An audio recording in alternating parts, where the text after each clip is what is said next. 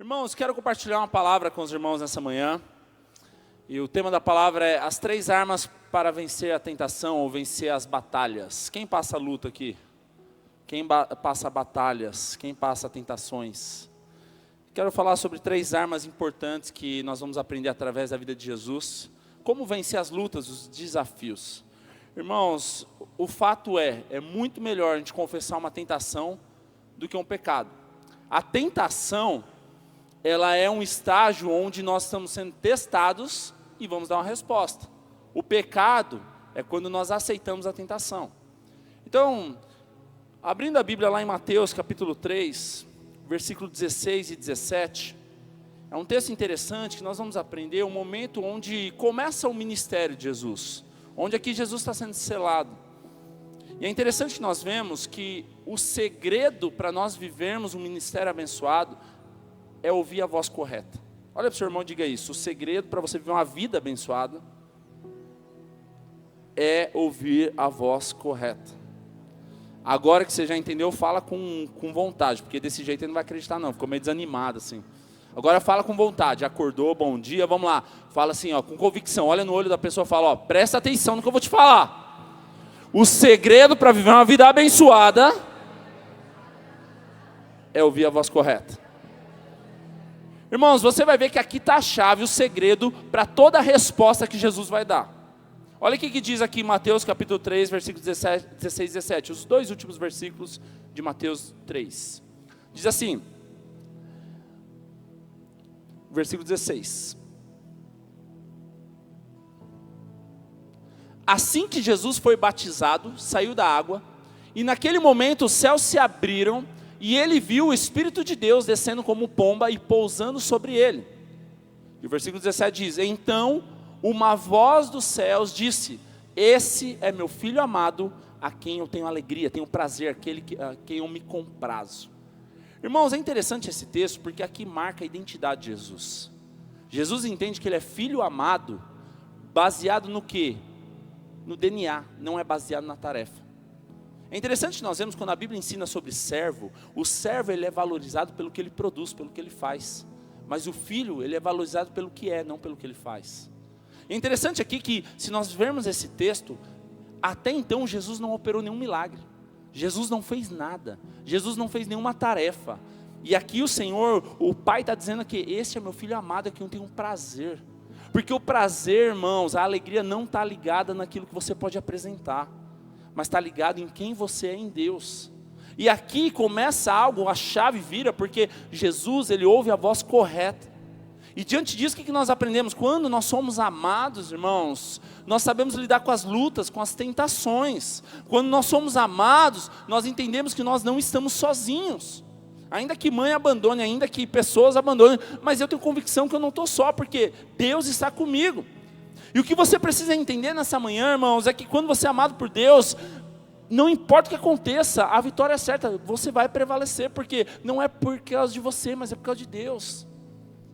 É por isso, a Bíblia diz lá, né, em João 16, 33, que por isso eu disse essas coisas, no mundo tereis aflições, mas tem de bom ânimo, eu venci o mundo. O que Jesus está dizendo? Não é baseado naquilo que você vê, mas é baseado naquilo que você olha, quando você olha para o Pai. E isso é uma chave, irmãos. A Bíblia diz que o perfeito amor lança fora todo medo. Quando nós entendemos que nós somos amados, o medo não prevalece. Por que muitas vezes estamos vivendo debaixo de medo? Porque nós estamos muito mais ouvindo a voz do medo do que ouvindo a voz do Senhor. E é interessante, mais uma vez eu vou enfatizar isso. Jesus, ele tem uma vida abençoada debaixo do propósito do Pai, porque ele ouve a voz correta. Aqui começa o ministério de Jesus, ouvindo que ele é amado, que ele é filho amado, a quem o Pai tem prazer, tem alegria. E é interessante que depois desse texto, o próximo versículo, Mateus capítulo 4, o versículo 1 ao 11, vai contar sobre o tempo onde ele foi levado ao deserto pelo Espírito de Deus para ser tentado por Satanás. E é interessante que há 3 tentações, e é sobre isso que eu quero falar nessa manhã. 3 tentações que Jesus sofre naquele momento. E se Jesus sendo Deus, irmãos, ele sofreu com a astúcia de Satanás, no momento de Satanás saber o que era necessidade. Você acha que Satanás não sabe o que você gosta, ou o que vai talvez te balançar? Porque é interessante nós vemos que nesse texto, nós vamos ler agora, mas a primeira tentação de Satanás para com Jesus é o quê? Se você realmente é filho de Deus, transforma essas pedras em pães. Jesus estava 40 dias e 40 noites sem comer. Ou seja, ele não ofereceu algo que não era interessante. Ele oferece algo que aos nossos olhos enche. E por isso muitas vezes nós caímos. Por quê? Porque nós somos atraídos por coisas, ou por vozes, ou por visões que muitas vezes chamam a nossa atenção. Vamos ler o texto? Mateus capítulo 4, versículo 1. Vamos ler até o 10. Diz assim: em seguida, Jesus foi levado pelo Espírito ao deserto. Quem levou ele? O próprio Deus, Espírito, letra maiúscula. Volta lá no 1, por favor. Em seguida, Jesus foi levado pelo Espírito ao deserto para ser tentado pelo diabo. E depois de jejuar 40 dias e 40 noites, teve fome. E o tentador aproximou-se dele e disse: se és o Filho de Deus, ordena que essas pedras se transformem em pães. Pode ir mudando. E Jesus respondeu: está escrito, nem só de pão viverá o homem, mas de toda palavra que procede da boca de Deus. E então o diabo levou a cidade santa, colocou-o na parte mais alta do templo, e lhe disse: se és o Filho de Deus, joga-te daqui para baixo, pois está escrito, ele dará ordem aos anjos dele ao seu respeito, e com as mãos eles o segurarão, para que você não tropece em alguma pedra. Mas Jesus respondeu: também está escrito, não põe à prova, não tentarás o Senhor teu Deus. Depois o diabo levou ao monte muito alto, e mostrou-lhe todos os reinos do mundo e a glória deles. E ele disse: se tudo isso te dareis, prostrado me adorares. Então Jesus lhe disse: retira-se, Satanás, arreda-te, Satanás, pois está escrito, adore somente ao Senhor, seu Deus, e somente a Ele preste culto. Essa é a palavra que o Senhor quer falar conosco, e eu creio que há um ambiente espiritual, profético nessa manhã. Eu queria te convidar a orar a respeito desse texto, para que o Senhor possa abrir os nossos olhos espirituais, nossos ouvidos espirituais. Te convido a fechar seus olhos e falar: Senhor, tenha liberdade nessa manhã, Jesus, através dessa palavra.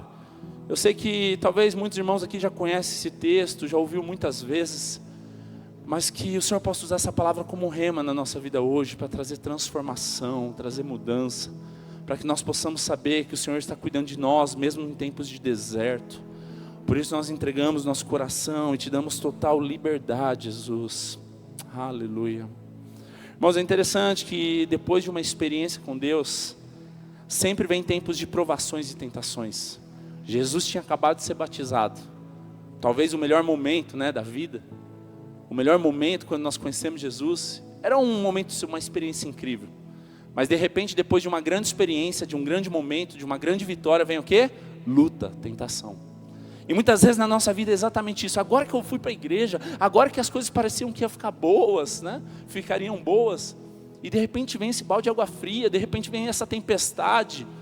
Mas o que isso nos ensina, irmãos? Que depois de uma grande experiência com Deus, virão provações, virão tentações, porque é isso que nos molda, isso que nos prepara para viver o excelente, isso que nos prepara para viver o incrível. E sempre nós precisamos estar atentos, porque depois de grandes vitórias virão tentações. Por quê? Porque Satanás não está feliz. Mas é interessante que Lucas 4,13 diz, olha que interessante que diz Lucas 4,13, mesma referência do texto, Tendo terminado todas essas tentações, o diabo deixou até a ocasião oportuna, ou por algum tempo, como diz algumas versões. Olha que interessante, o diabo vai tentar te destruir, mas quando você dá a resposta certa, e você vence diante de Deus, ouvindo a voz certa, ele se afasta. O que diz? Que ele o deixou. Por quê? Porque Jesus venceu. Mas é interessante que Jesus não vence pela força do braço, ainda sendo Deus, mas ele era homem também, Mas ele vence na dependência do Pai. O que isso nos ensina, irmãos? Diante das nossas vidas virão testes e provações, não importa o nível que você está vivendo. Se converteu, virão testes. Teve uma experiência, virão testes. Teve um encontro com Deus, haverá testes. Casou, vai vir teste. Assumiu o ministério, vai vir teste. Batizou, vai vir teste. Mudou de emprego, teste. A vida Muitas vezes os testes são oportunidades para nós sermos aprovados, irmãos. Então sempre depois de uma experiência com Deus, virão testes, provações, tentações. Você já reparou muitas vezes que depois que você se firma ou você assume algo, a gente tem aquele sentimento, geralmente, falando, agora que parece que as coisas iam ficar boas, virou luta, né? Eu não ia para a igreja, estava tudo bem. Comecei a ir para a igreja, parece que as coisas pioraram. Mas o que é isso, irmãos? Na verdade, você estava acostumado a andar na rotina ou andar no mesmo nível, no mesmo ciclo daquilo que está acontecendo. Mas quando você se converte, ou você toma uma decisão, um posicionamento, como esse ano é um ano de posicionamento, você começa a andar numa linha contrária, você muda o fluxo. E quando você muda isso, vai ter confronto, vai ter luta, vai ter dificuldade. Você já reparou como parece que as coisas, quando você se posiciona, parece que vem tempestade? É exatamente isso. Enquanto você está indiferente, as coisas estão tudo bem. Não é que está tudo bem, que você não enxerga a tempestade. Enquanto você está deixando o vento te levar, está tudo bem. Mas quando você vai remar contra o vento, parece que a luta vem, porque está difícil. Mas é exatamente isso, isso é posicionamento. E por que Jesus é tentado? Porque ele se posiciona. Jesus é batizado. Jesus toma uma decisão, ainda sendo perfeito, mas ele mostra, nos ensina o princípio do que deveria ser feito. E o que isso quer nos ensinar, irmãos? Na nossa vida, na nossa profissão, nosso ministério, nosso casamento vai ter teste. E aqui nós vemos 3 coisas que acontecem na vida de Jesus. Primeiramente, ele foi chamado por Deus, ministério. Depois disso, ele foi ungido. Ungido é ser selado, ser confirmado. Isso é o quê? O Espírito Santo. E depois disso ele é testado. Todo crente passa por esse processo, irmãos. Ser chamado, ser ungido e ser testado. Entenda isso. Todo mundo que é chamado é ungido e vai ser testado. E o teste é para nós sermos aprovados. Qual tem sido a nossa resposta diante dos testes? Teste do casamento. E eu falo testes naturais, espirituais também, irmãos. Muitas vezes a gente pede tanta coisa para Deus, quando Deus dá a gente reclama. Não sei porque que eu fui casar. Você pediu a vida toda para casar. Não sei o que eu fui inventar de ter filho. Você pediu para Deus te dar um filho. O que eu fui fazer trabalhando nesse lugar? Você pediu um emprego para Deus. Não aguento mais igreja. É bíblico ser igreja, irmãos, congregar e ser família. Muitas vezes nós reclamamos daquilo que nós pedimos para Deus. E isso é uma reprovação num teste. Qual tem sido os nossos testes? Às vezes a gente gosta de testes só espirituais, eu oro e tal. Mas qual tem sido as nossas respostas diante de coisas naturais também?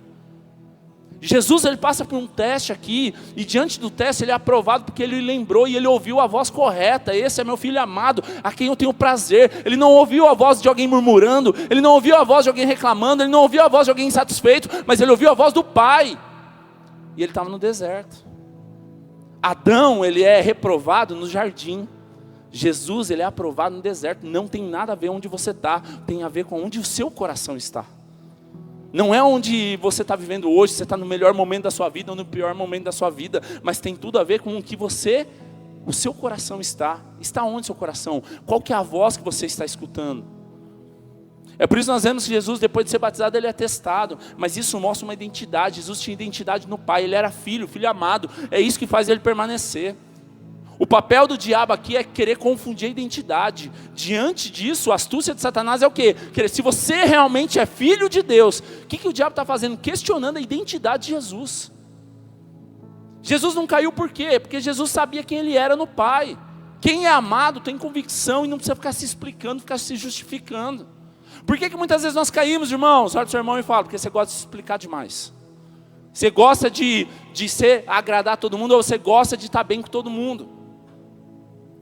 Jesus não ficou se explicando, Jesus ouviu a voz certa. Eu sou filho amado, não importa o que os outros estão falando, não importa as tentações, eu não vou dar ouvido para essas vozes. Para onde nós estamos ouvindo, irmãos? Onde está o nosso ouvido? Onde estão os nossos olhos? Quando nós somos amados, irmãos, nós não temos dúvida de quem nós somos em Deus, nós temos convicção. E diante disso, nós precisamos ter essa convicção. Sabe, irmãos, a salvação, ela não é o fim, na verdade ela é o início de uma vida cristã, é o início de uma vida com Deus. O céu, irmãos, não é o destino, o céu é a nossa origem. A nossa vida não é, um dia eu vou para o céu. Não, nós estamos aqui de passagem, mas a nossa vida é sobre o céu. E tudo isso tem que mudar a nossa vida. Mas que tipo de lugar você está vivendo hoje, irmãos? Mas deixa eu te falar, não é o lugar físico que você está, mas é onde o seu coração está. Como eu disse, Adão foi reprovado num lugar de delícias, num jardim, num ambiente gostoso. Jesus foi aprovado num momento hostil, de dificuldade, no deserto, passando necessidade. Qual tem sido a nossa justificativa, irmãos? Eu quero falar sobre 3 armas para vencermos a tentação. Primeira arma está lá em Mateus capítulo 4, versículo 3 e 4. Eu sei que nós já lemos, mas eu gosto demais de ler novamente para fixar, para afirmar aquilo que nós estamos declarando. Então a primeira arma para nós vencermos a tentação, olha para o seu irmão e diga assim, está escrito. Irmãos, não tem como você vencer a tentação se não for através da palavra. Olha o que o texto diz, 3 e 4, né? Diz assim, o tentador aproximou-se dele e disse, se és verdadeiramente o Filho de Deus, ordena que essas pedras se transformem em pães. Como foi a vitória de Jesus? Versículo 4. Jesus respondeu, sabe o que é, diabo? Não, é que um dia eu estava pensando. Não, então, deixa eu te explicar. É que há 10 anos atrás, foi isso que Jesus respondeu? Não, o que Jesus responde? Está escrito. Como que Jesus vence? Porque ele conhece a palavra. Diz o quê? Está escrito. Nem só de pão viverá o homem, mas de toda a palavra que procede da boca de Deus. Irmão, você quer vencer a tentação? É através da palavra de Deus. A Bíblia diz lá em Oséias 6,4 que o povo morre, perece por falta de conhecimento. Mateus 22, 29 diz que errais, pois não conheceis a Escritura e nem o poder de Deus. Irmãos, por que muitas vezes a gente está caindo no pecado? Porque muitas vezes a gente está deixando uma cilada, uma mentira entrar no nosso coração. Porque a gente está vivendo pouco a Bíblia e está vivendo muito a nossa razão. Porque Jesus não venceu se explicando. E esse é o problema dessa geração. A gente cai porque a gente quer provar que a gente consegue. Não faça isso, não, eu consigo, eu sou bom. Aí você quebra a cara, por quê? Porque você quer mostrar, você quer ser teimoso, você quer mostrar que você consegue. Mas como que Jesus vence? Está escrito na palavra, convicção, conhecendo a palavra. Por que ele conhece a palavra? Porque ele conhece o Pai. Então nós precisamos ter convicção do que nós estamos ouvindo. Qual que é a voz que nós estamos ouvindo? A Bíblia nos ensina sobre a importância do nosso falar ser sim, sim ou não, não. O que procede, o que passa disso é do maligno, a Bíblia diz. Muitas vezes nós estamos vivendo em cima do muro querendo estar tudo bem, mas nós precisamos nos posicionar. Jesus, ele vence a batalha, Jesus vence a tentação dizendo o quê? Está escrito. Não é mais nem não sei, talvez, é sim, está aqui, ó, é a palavra. Hoje nós temos um sério problema, nós muitas vezes queremos dar exemplos, justificativas, mas é muito de nós e pouco da Bíblia. É muito de nós e pouco da palavra. Nós precisamos tomar posse da palavra que está escrito. Se está escrito, irmãos, acabou o questionamento. Então como Jesus vence? Primeira arma para vencer uma luta, vencer uma tentação é, está escrito e ponto final. O problema dessa geração é que quer provar. Por que tem muitos jovens se estourando em droga, vivendo fora do propósito? Porque ele quer mostrar que ele é forte, quer provar que ele consegue. Você perdeu aí, meu irmão.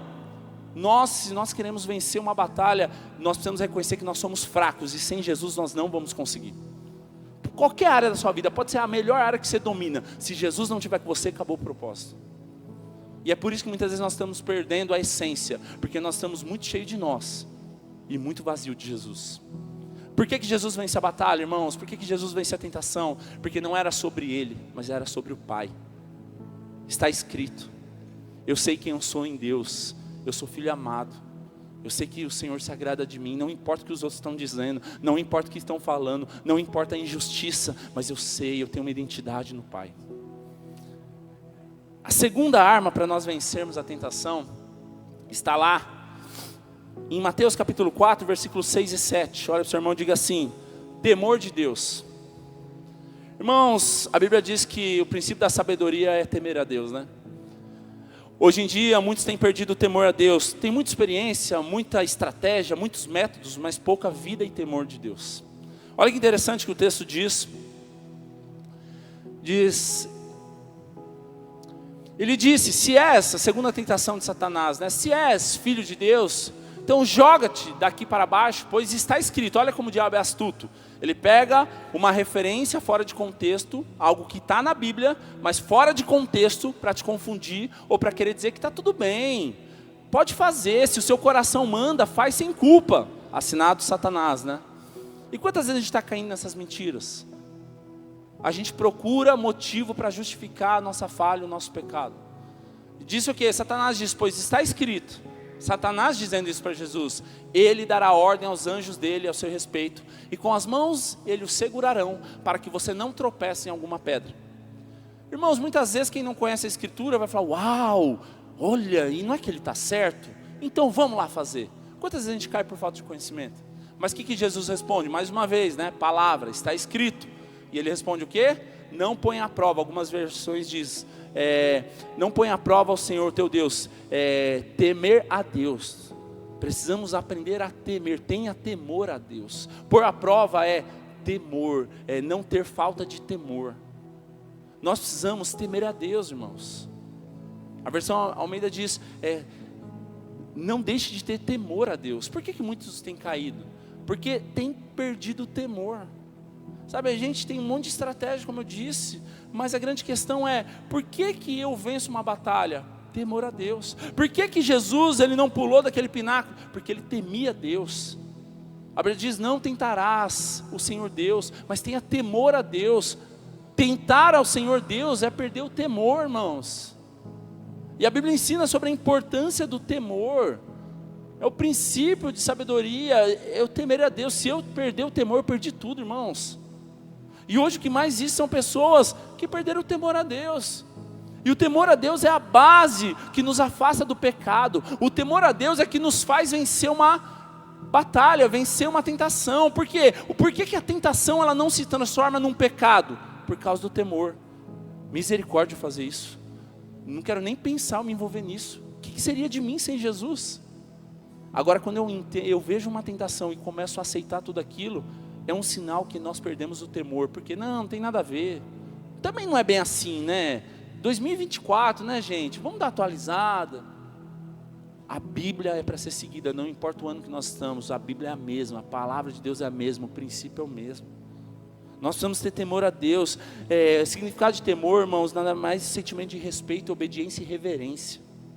Por que muitos têm perdido esse princípio? Porque perderam a reverência a Deus. Perderam a questão de se entregar e ter uma vida de santidade. Êxodo, capítulo 20, versículo 20. Diz assim, Êxodo 20, 20. Moisés disse ao povo, não tenham medo. E depois veio prová-los. Deus veio prová-los, para que o temor de Deus esteja em vocês e os livre de pecar. Olha para o seu irmão e diga, sabe o que te livra de pecar? Responde para ele aí. Temor a Deus, a Bíblia está dizendo isso. Fala, o que vai nos livrar do pecado é o temor a Deus.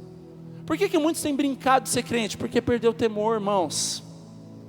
Sabe, o temor, irmãos, não é medo. Na tradução, medo é tremor. O temor, ele é respeito, é reverência. Ter temor a Deus é entender que nós temos um Deus verdadeiro, um Deus real. E nós não vamos agir de qualquer maneira, nós temos reverência. Nós não estamos aqui para servir qualquer um, nós estamos aqui para servir o Senhor dos Senhores, o Rei dos Reis.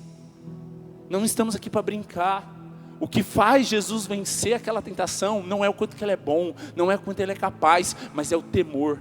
Porque tentação já diz, é algo que nos tenta, dá vontade, muitas vezes brilha nossos olhos. Mas o que fez Jesus não pular? Conhecer a palavra, vencer na Escritura e ter temor a Deus. Não tentarás o Senhor teu Deus, tenha temor a Ele.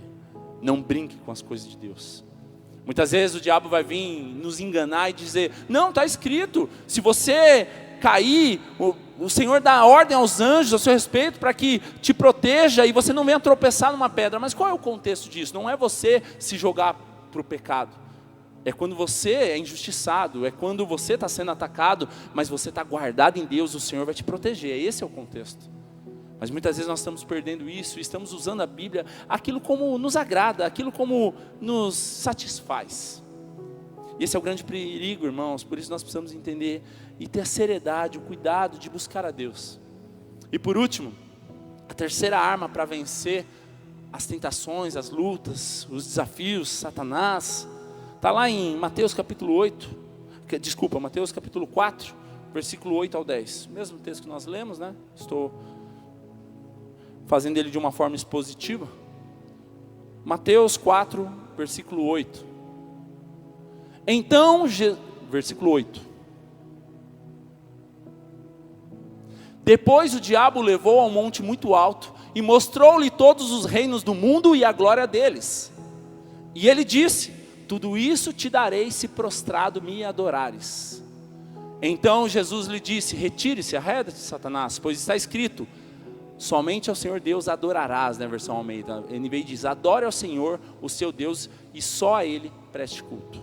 Diz, somente a Deus adorarás e somente a Ele servirás ou prestará culto. A terceira arma, olha para o seu irmão e diga, para vencer as tentações é a adoração. O problema da igreja é que muitas vezes a gente acha que adoração é música. A gente acha que adoração é passar 30 minutos na igreja cantando. Mas adoração é tudo menos isso. Adoração não tem nada a ver com música, adoração tem a ver com decisão. É interessante que nós vemos lá em João capítulo 4, versículo 24. E esse texto é base para a nossa vida espiritual em sentido de adoração. Porque ele diz que é necessário que os adoradores adorem em espírito e em verdade.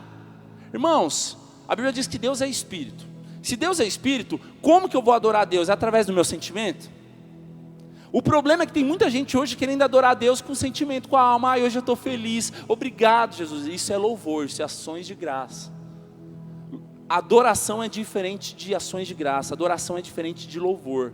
Louvor é, te louvo Deus porque eu casei, te louvo Deus porque eu comprei minha casa, te louvo Deus porque eu fui promovido. Louvor está baseado a sentimento e reconhecimento, gratidão. Você reconhecer que Deus está fazendo algo. Agora a adoração não é pelo que Deus faz, é pelo que Ele é. Então por que Jesus vence? Porque não é circunstancial, a adoração não é circunstancial. A adoração é uma decisão. Ele diz o quê? Somente o Senhor Deus adorarás, somente ao Senhor prestará culto. Por que muitas vezes a gente está caindo em tentação, irmãos? Porque a gente está adorando tudo que nós vemos. Misericórdia, pastor, sim. Tem um monte de coisa tomando lugar do nosso coração. E é por isso, a Bíblia nos ensina, tudo aquilo que toma o lugar do nosso coração se chama idolatria. É por isso, irmãos, aqui a Bíblia está dizendo o quê? Que somente o Senhor adorarás. A terceira arma para nós vencermos a tentação é a adoração.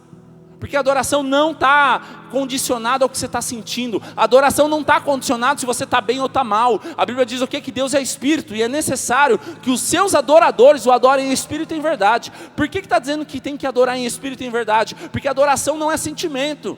Ah, eu estou tão feliz, eu vou adorar a Deus. Isso não é adoração, isso é louvor, ações de graça.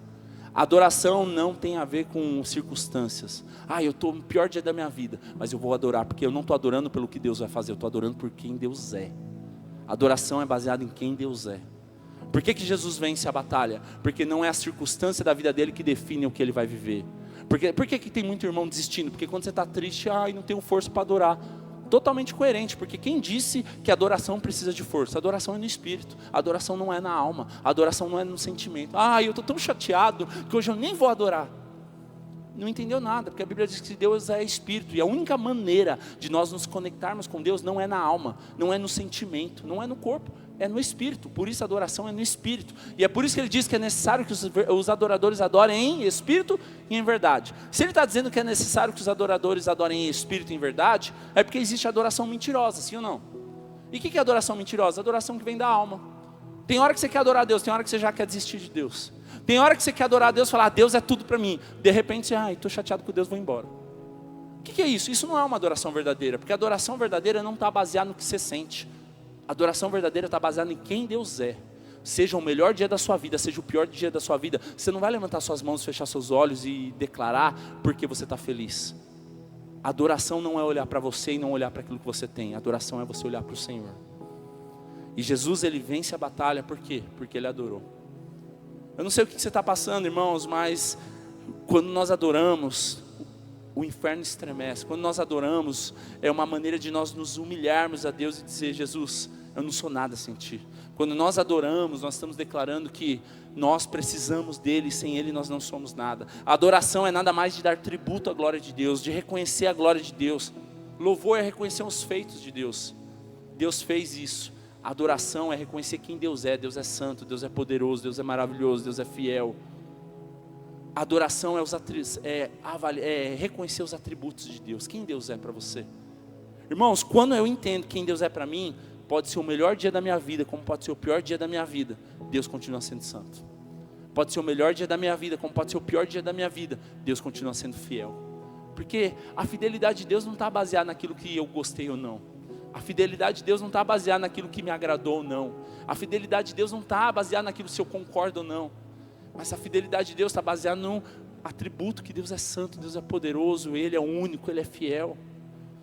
Por que hoje muitas vezes tem tanto crente raso, irmãos? Porque nós não entendemos o que é adoração de verdade. Porque quando nós entendemos que é adoração, nós podemos estar no deserto, mas eu vou continuar adorando a Deus, porque não é baseado no que eu estou vivendo, mas é baseado em quem Ele é.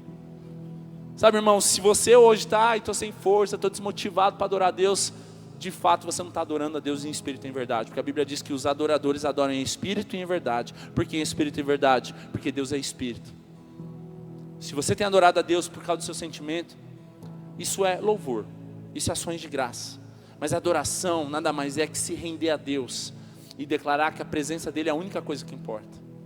Quando Jesus diz, somente ao Senhor adorarás e somente a Ele prestará culto, Ele está dizendo, eu não vou trocar aquilo que é eterno por coisas momentâneas. Porque quando Satanás oferece, apenas se prostra a mim, não vai custar nada, somente se prostra a mim, não precisa fazer mais nada, e tudo isso que você está vendo vai ser seu. O que o diabo quer fazer? Ele quer te dar algo que já é seu antes do tempo. Porque quando você se entrega a Deus, o nosso Deus é dono de todo o ouro, toda a prata, tudo pertence, nós somos herdeiros e cordeiros de Cristo.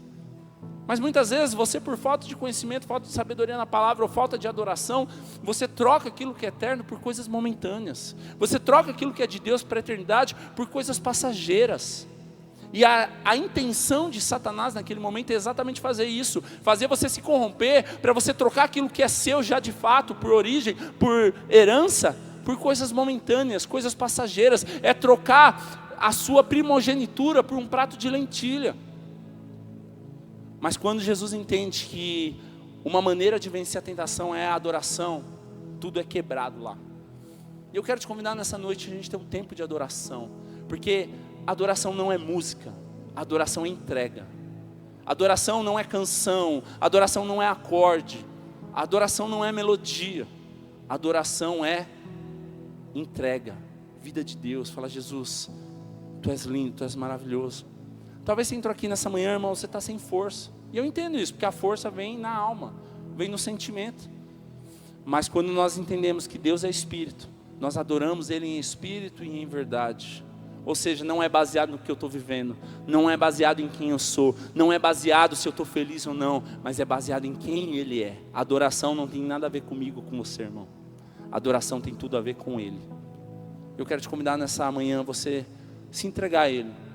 Talvez você está chateado com alguém, talvez você está triste, talvez você está cansado, talvez você está desmotivado, talvez você está frustrado.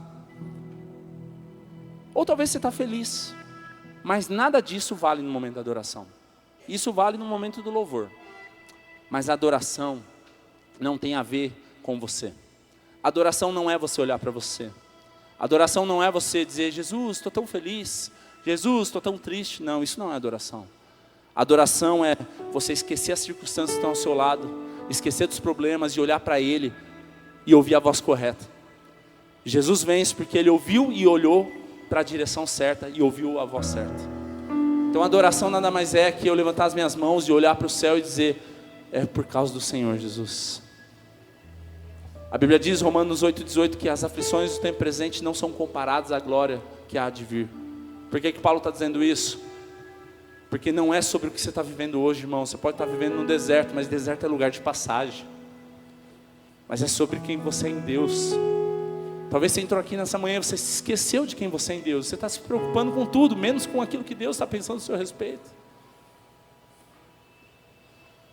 É por isso Paulo, quando ele diz lá em Timóteo 4,7, ele diz, combati o bom combate, acabei a carreira e guardei a fé. Porque ele tinha convicção do que ele estava fazendo.